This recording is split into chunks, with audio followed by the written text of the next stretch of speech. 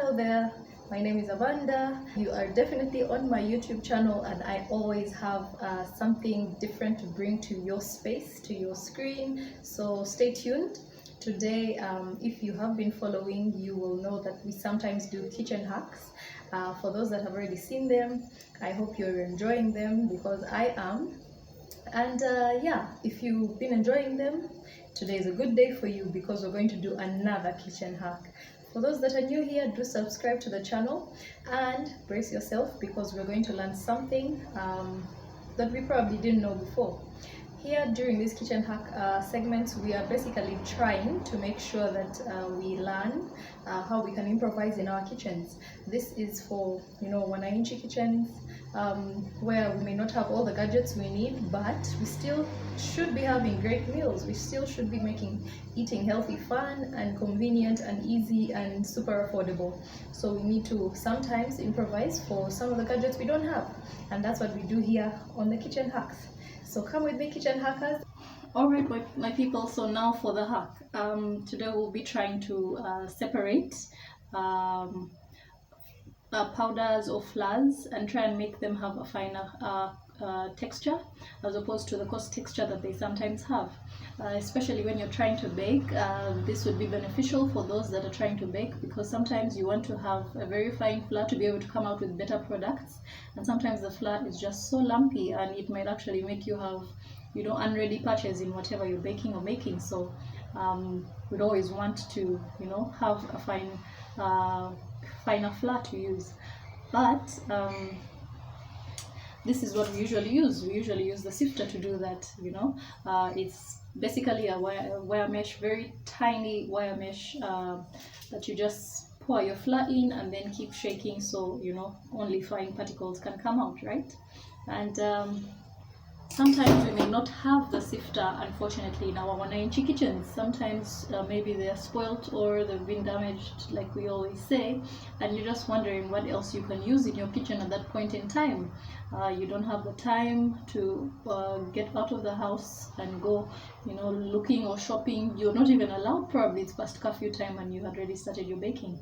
Or maybe there's dried vegetables that you're trying to get a finer texture from having, you know, very a coarser powder from them that you have dried and made a powder, yes, but there's still stalks in there, there's still some veins of the leaves in there, and so it's not very fine, and yet you want to use your vegetable powder to make probably a clear soup for a patient.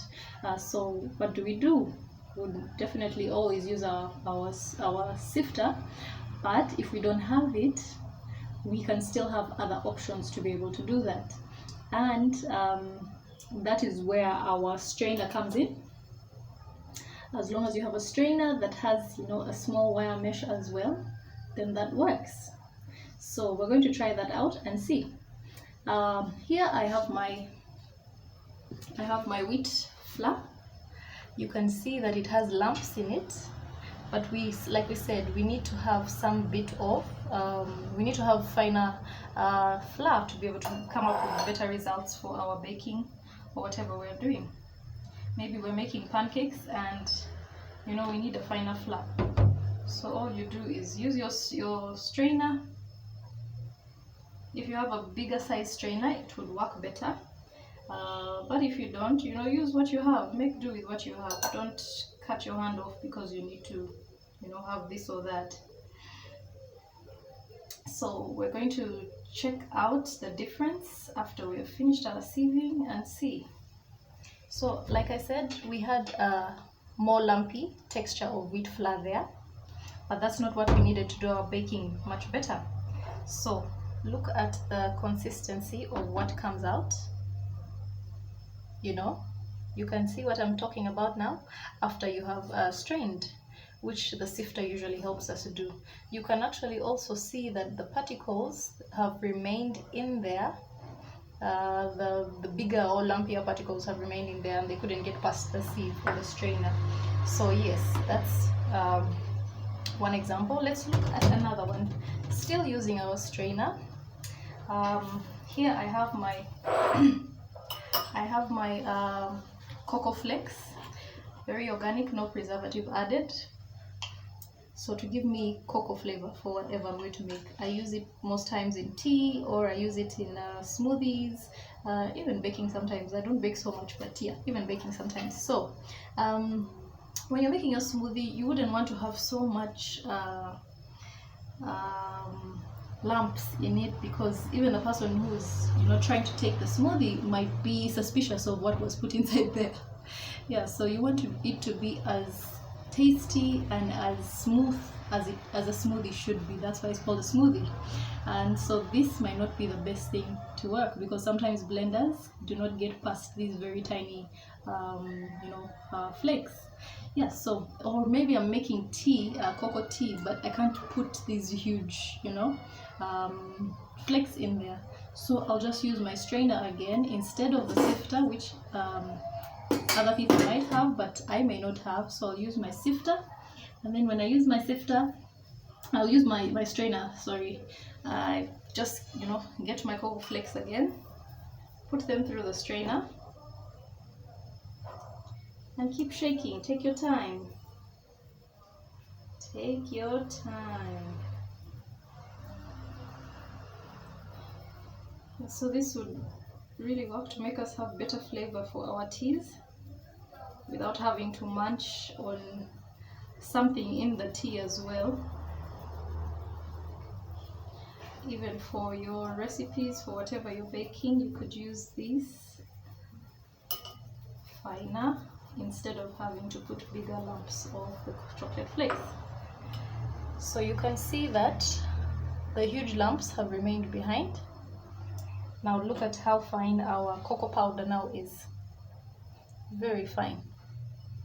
So the strainer is not only for kachai, it's not only for tea, it can actually help you separate textures of powders and flours.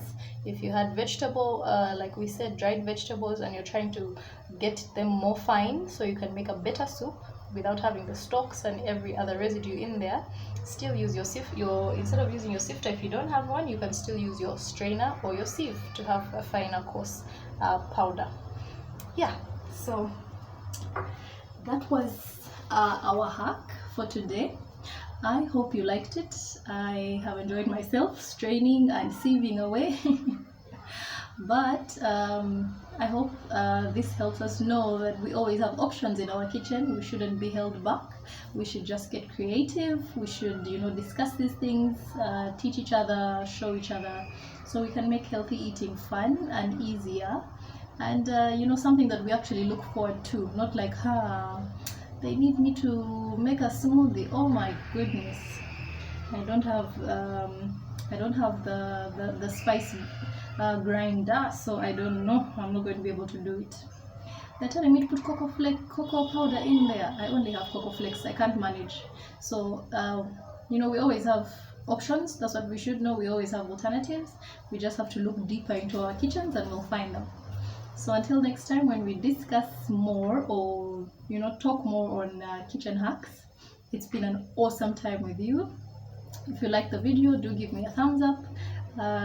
Also, feedback is very important for me, because hearing from you just lets me know what direction I should take, but also it lets me know that we are talking to each other, and that's pretty important, because that's why we do this. We want to communicate. We want to be able to discuss. It's not a one-way communication. It's between you and me. So yeah, give me your feedback.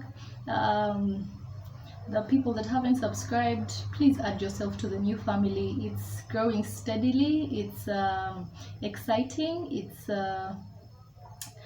has a lot to offer, I believe. So do subscribe. Help yourself and subscribe, so you can be part of us, and let's make healthy eating the best thing that ever happened to humanity. All right, so until next time, have a lovely time.